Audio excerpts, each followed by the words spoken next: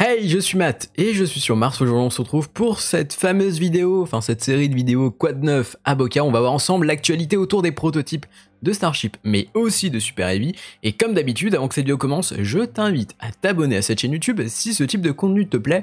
Et attention, petite annonce, vous pouvez dès maintenant me retrouver sur Twitch, donc cette fameuse plateforme de streaming. Le lien est dans la description. Je fais plusieurs lives sur cette plateforme dans la semaine, et tous les vendredis à 19h00 vous retrouvez le nouveau talk show qui se nomme Matt et les Terriens, où on aborde plusieurs sujets avec vous abonnés qui participent lors de ce type de live. Et ce vendredi-ci on parlera beaucoup des réseaux sociaux, du stress ou moins de l'impact autour de YouTube, mais il y aura également le sujet TikTok, est-il vraiment dangereux? Bref, on se retrouve vendredi dès 19h, le lien est dans la description. La semaine dernière, sous le brouillard, le prototype SN11 a décollé. Malheureusement, le flux vidéo n'a pas pu être diffusé suite aux perturbations, mais le principal, c'est que SpaceX recevait bien la télémétrie lors du vol.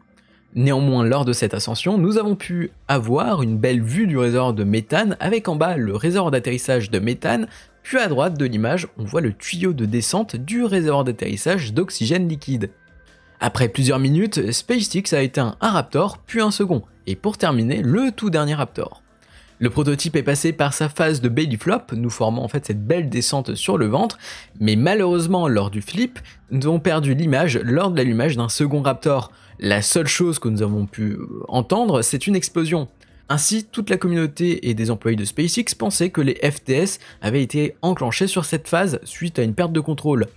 Mais après avoir relu la licence de vol autour des systèmes de cessation de vol, SpaceX n'aurait pas pu enclencher sur cette phase les FTS. De plus, une autre hypothèse circule disant que le réservoir d'atterrissage de méthane a rompu, ce qui est presque impossible vu que nous savons que le problème dominant sur ce réservoir, c'est que les ergols sont à trop basse pression.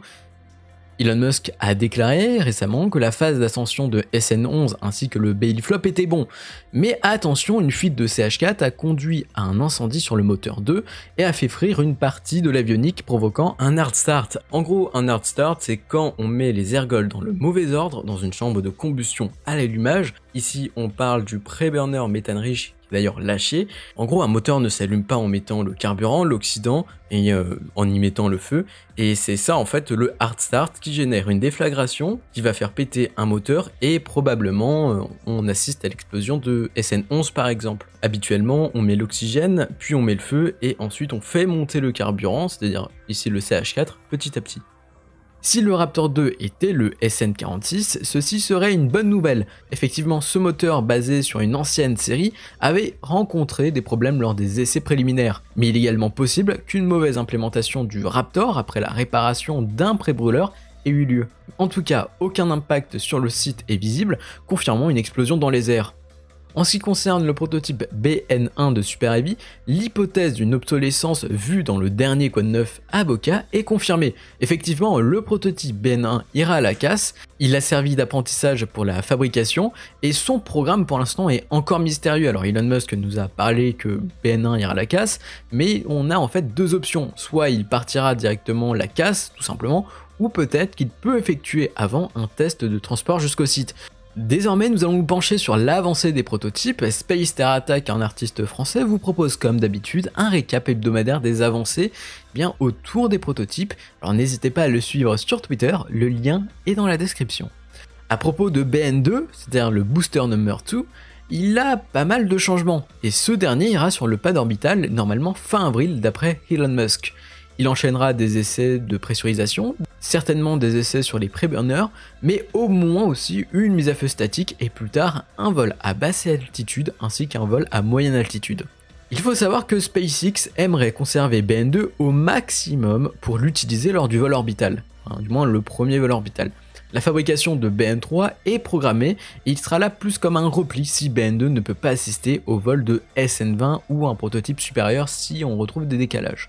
En outre, nous savons désormais que les premiers prototypes de Super Heavy auront des pieds, quelque chose dont on se doutait à peu près, mais dans le futur, dès que la tour de récupération sera opérationnelle, les pieds seront supprimés pour alléger le véhicule. Direction les prototypes de Starship, le corps principal de SN15 a reçu la semaine dernière ses deux ailerons, et ensuite ce corps a été transporté dans le high bay par la suite. Du côté du windbreak, SpaceX a glissé le nosecone sur la section renforcée, puis a soudé le tout pour former la coiffe. L'entreprise a ainsi glissé la coiffe de SN15 sur le corps principal et a soudé ces deux parties. Le Starship Number 15 sera transporté sur le pad dans quelques jours. La semaine dernière, un simulateur de poussée a été installé sur le pad A, ce qui nous laisse comprendre que SpaceX effectuera un test cryo avec une simulation des Raptors, notamment pour observer le comportement du nouveau pack de poussée par exemple. Lorsque nous regardons l'ancienne série et cette nouvelle série, c'est-à-dire celle de SN15 à SN17, nous observons que les sorties sont presque parfaites, ainsi que le cable management. À propos des prototypes SN15, 16 et 17, Elon Musk a déclaré que ces derniers possèdent une centaine d'améliorations, que cela soit sur la structure, exemple le pack de poussée, ou bien encore le logiciel, l'avionique, mais surtout les Raptors. Les moteurs Raptor sur cette série B, entre guillemets, sont plus compacts et affichent une performance plus impressionnante que les anciennes séries. SpaceX espère que ces améliorations vont pouvoir résoudre les problèmes rencontrés sur SN8, SN9, SN10 et SN11. D'après Elon Musk, la série C, soit les prototypes SN20 et plus, possèdent des changements importants. C'est-à-dire que les SN20+, pourront effectuer des vols orbitaux en ayant un bouclier thermique ainsi qu'un système de séparation des étages. Un sujet déjà abordé il y a plusieurs jours sur la chaîne, mais Elon Musk annonce que SpaceX s'attend à effectuer plusieurs vols orbitaux avant d'atteindre l'excellence, ce dernier a déclaré. Cependant, les véhicules SN20+ auront probablement besoin de nombreuses tentatives de vol pour survivre à la chaleur d'entrée de Mach 25 et atterrir sans encombre. Vu que BN3 sera le prochain booster, SpaceX est en train de le fabriquer. Néanmoins, un détail est assez étrange. Effectivement, la cinquième section du réservoir inférieur, c'est-à-dire normalement de CH4, donc de méthane, a été vue. Sauf que le réservoir de CH4 sur BN1 comportait seulement 4 sections. Il y a ainsi deux options. Première option, les prochains prototypes auront des réservoirs un petit peu plus hauts, amenant les boosters à plus de 70 mètres de haut, au lieu de 66 mètres vus sur BN1. Ou, attention, SpaceX a peut-être décidé de rechanger la disposition des réservoirs, déplaçant le réservoir de CH4 en haut et le réservoir d'oxygène liquide en bas.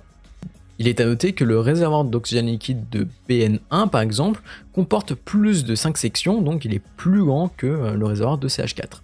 Hormis ce mystère, sa section de poussée a été vue sur site.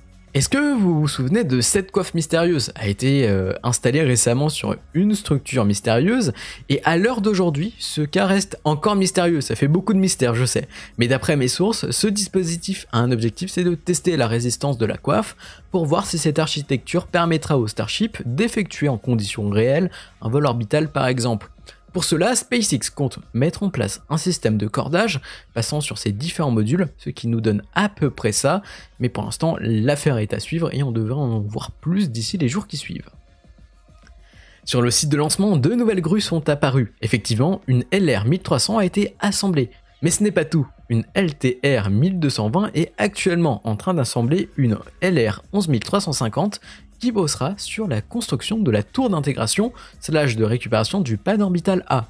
Pour vous donner quelques chiffres, on retrouve en fait une capacité de charge max à 1350 tonnes, une hauteur de levage max à 220 mètres et puis une portée max à 164 mètres.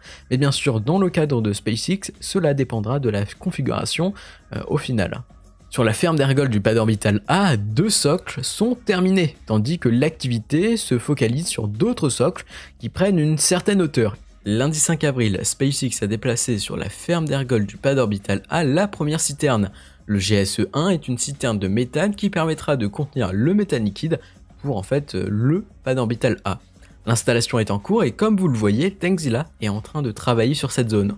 D'ici quelques jours, on devrait savoir si son socle se transformera en sarcophage. Désormais, on va parler de la tour du pad orbital A. Cette dernière a une base presque terminée. Le travail est toujours en cours et SpaceX attend que cette base soit dure pour continuer les opérations. Pendant ce temps, les piliers du pad orbital A sont sur une phase de découpe pour préparer les modules, en fait, dans la phase d'intégration de la plateforme de lancement. NASA Spaceflight a enfin rendu public ses photos, ce qui m'autorise de partager ces fameuses photos. Effectivement, à McGregor, au Texas, SpaceX est en train d'étendre sa capacité d'essai en construisant des bancs supplémentaires. L'entreprise souhaite en fait augmenter la cadence de test et de fabrication. Il est à noter qu'un Raptor à vide est actuellement en cours de test. Les prochaines séries de Raptor disposent de plusieurs améliorations. Ils sont plus compacts, plus stables, ils possèdent un meilleur TLI, c'est-à-dire une puissance minimale, ce qui laisse paraître une meilleure puissance. Un allumage plus rapide et plus doux. En outre, ces améliorations devraient permettre de réussir la phase du flip et la phase d'atterrissage. Voilà, c'est la fin de cette vidéo, elle est un petit peu plus longue que d'habitude. Si elle t'a plu, je t'invite à mettre un j'aime. Tu peux retrouver toutes les actualités autour de l'écosystème SpaceX, Tesla, mais également autour des voitures électriques ou encore du spatial sur mes réseaux sociaux ou encore sur mon Discord. Les liens sont dans la description et on se dit à très vite pour de nouvelles vidéos. C'était Matt sur Mars, allez bye.